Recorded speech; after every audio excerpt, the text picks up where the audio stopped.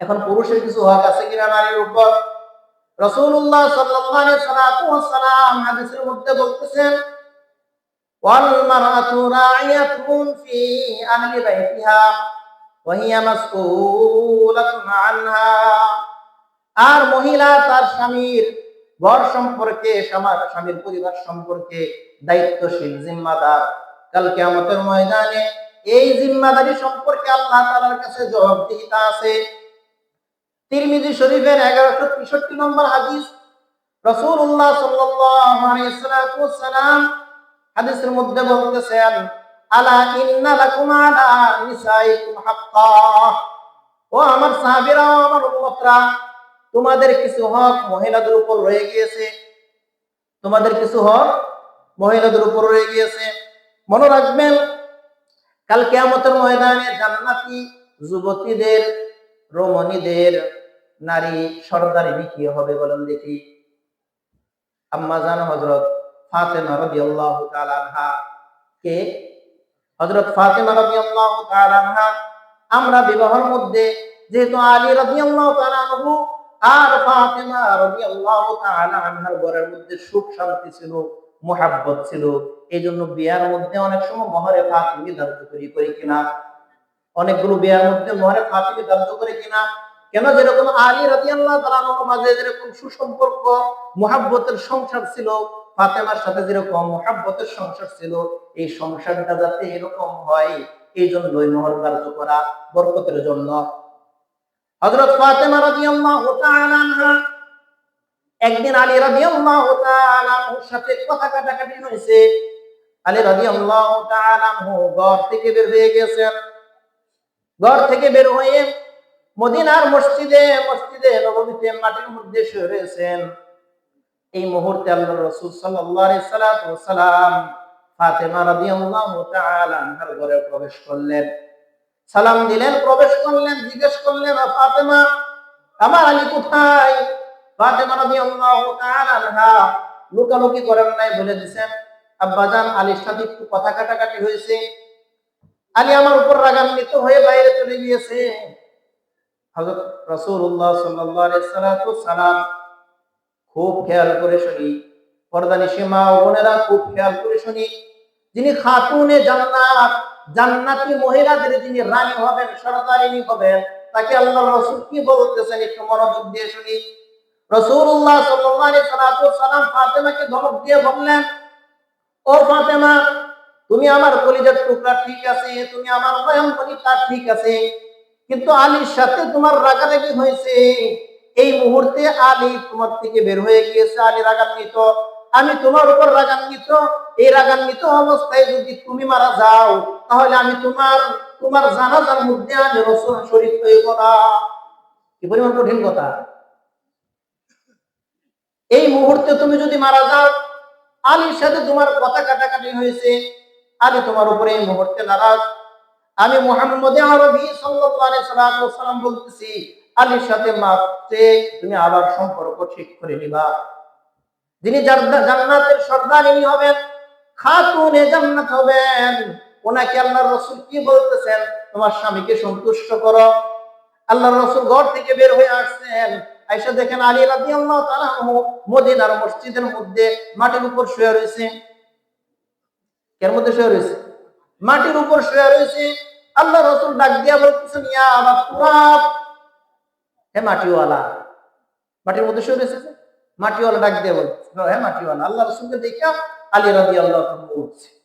ওঠার পর আল্লাহ রাসূল, এখন আমাদের সংসারে আমাদের ছেলে মেয়েদের ভুল বুঝাবুঝি হয় কিনা? ভুল বুঝাবুঝি হয় না? ছেলে মেয়েদের পুত্রবধূ পুত্রের সাথে ভুল বুঝাবুঝি তো হয়। রাসূল সাল্লাল্লাহু আলাইহি ওয়াসাল্লাম ডাক দিয়ে আলীকে কি করলেন? তখন বুঝাই আবার ঘরে পাঠায়া দিলেন। বুঝাই আবার কি করলেন? ঘরে পাঠায়া দিলেন। ঘরে পাঠা দিয়ে আবার কি করলো? সংসার ঠিক নেই, রাগারাগি শেষ হয়ে গেল। মহিলাদের উপর জরুরি হচ্ছে, ফরজ হচ্ছে, 1 নম্বর স্বামীর হক। স্বামীর হক যদি আদায় না করে, হাদিসের মধ্যে আল্লাহর রাসূল সাল্লাল্লাহু আলাইহি ওয়াসাল্লাম 4টা জিনিসের কথা বলছেন, অন্য হাদিসে একটা জিনিসের কথা বলছেন। 1 নম্বর, আইয়ুমরাতিন সাল্লাত খামসাহা, ওই মহিলা যার মধ্যে 4টা গুণ থাকবে সে জান্নাতি, জান্নাতের 8টা দরজা তার জন্য খুলে দেওয়া হবে। সুবহানাল্লাহ। যেই মা বোনের মধ্যে 4টা গুণ থাকবে ওই মা বোনের জন্য আল্লাহ তাবারক ওয়া তাআলা জান্নাতের 8টা দরজা খুলে দিবে। যে দরজা দিয়ে সে চায় ওই দরজা দিয়ে সে জান্নাতে প্রবেশ করতে পারবে। 1 নম্বর আইয়ুমরাতিন সাল্লাত খামসাহা, যে মা বোন 5 ওয়াক্ত নামাজ পড়ে, ওয়া সামাত শাহরাহা, আর রমজান মাস আইলে রমজান মাসে রোজা রাখে, রমজান মাস আসছে রোজা রাখে, ওয়া আহসানাত ফারজাহা, নিজের সতীত্বের হেফাজত করে, পর্দানাসীন হয়, ইজ্জত আবরু ঢাইকা রাখে, পর্দা পশিদা করে। 4 নম্বরটাই জটিল, ওয়া তাআত বালাহা, আর তার স্বামীর কথা মেনে চলে। আমাদের সমাজের মধ্যে অনেক মা বোন আছে যারা স্বামীর সাথে মুখে মুখে তর্ক করেন, আছে কিনা? অনেক মা বোন আছে যারা স্বামীর মুখে মুখে তর্ক করে। একদিন তর্ক করার কারণে আম্মা জান হযরত ফাতেমাকে আল্লাহর রাসূল কি বললেন, ফাতেমা এই যে তর্ক করে খালি বের হয়ে গিয়েছে, মারা গেলে কিন্তু জানাজার নামাজ পড়াইবো না। চিন্তা করছেন এই অবস্থা মারা গেলে? মা বোনেরা চিন্তা করছেন যদি এই অবস্থায় মারা যায়, স্বামী অসন্তুষ্ট, আল্লাহ অসন্তুষ্ট। এই 4টা গুণের ভিতরে আছে যে মহিলা 5 ওয়াক্ত নামাজ পড়েন, আবার রমজান মাস আসলে রোজা রাখে, ইজ্জত আবরুর হেফাজত করে, আর 4 নম্বরে স্বামীর কথা অনুযায়ী চলে। স্বামী ভক্ত, স্বামী ভক্ত, স্বামী ভক্তির অনেক ফায়দা আছে।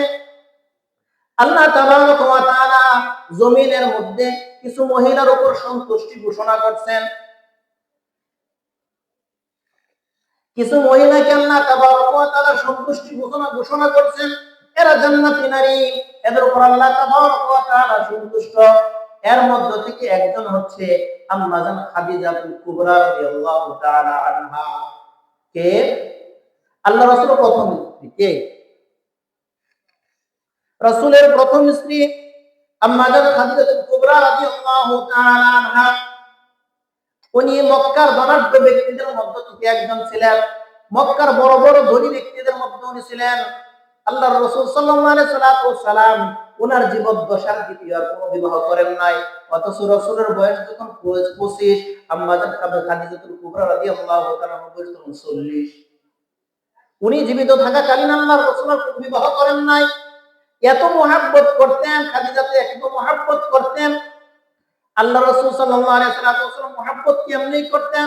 খাদিজাতুল কুবরা রাদিয়াল্লাহু তাআলা আনহা মক্কার ধনী ব্যক্তিত্বদের মধ্যে থেকে একজন ব্যক্তিত্ব।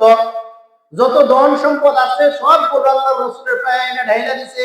রাসূল আপনার দ্বীনের জন্য, ইসলামের জন্য যত যেভাবে মনে চায় এগুলো সব আপনার মাল আপনি খরচ করেন। কে? খাদিজাতুল কুবরা রাদিয়াল্লাহু তাআলা আনহা। আল্লাহর রাসূলের প্রত্যেকটা দুঃখে কষ্টে, প্রত্যেকটা সফর সঙ্গী, প্রত্যেকটা জায়গায় সাহস যোগাইছে কে? খাদিজাতুল কুবরা রাদিয়াল্লাহু তাআলা আনহা।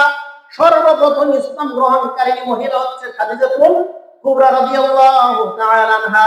সর্বপ্রথম আল্লাহ তাআলা যে মহিলাকে সালাম জানাইছেন ওই মহিলা হলো কে? খাদিজাতুল কুবরা রাদিয়াল্লাহু তাআলা আনহা। যে খুশি, আল্লাহ খুশি, রাসূল খুশি, শেষ পর্যন্ত আল্লাহ তাআলা থেকে সালাম পাইছে কে? খাদিজাতুল কুবরা রাদিয়াল্লাহু তাআলা আনহা। মনোমালিন্যতা হয় নাই। রাসূল জীবদ্দশায় অন্য কোনো বিবাহ করে নাই।